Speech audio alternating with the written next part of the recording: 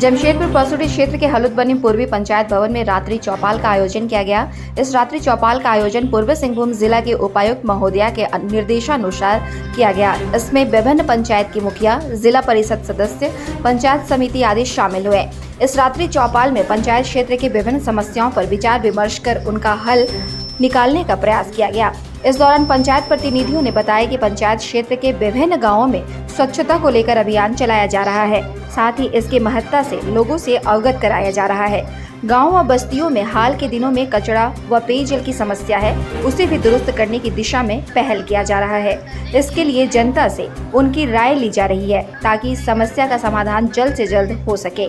गाँव व बस्ती के लोग भी इसमें आगे बढ़कर अपना सहयोग प्रदान कर रहे हैं। ग्राम पंचायत को सिंगल यूज प्लास्टिक से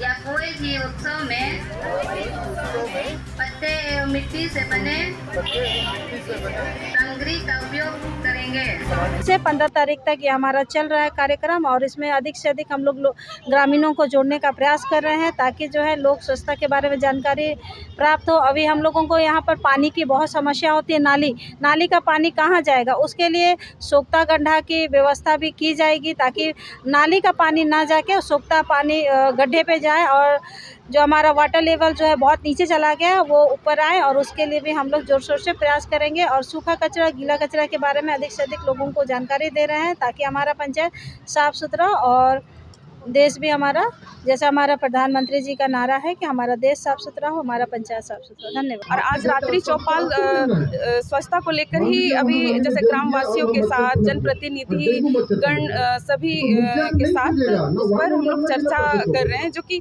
बहुत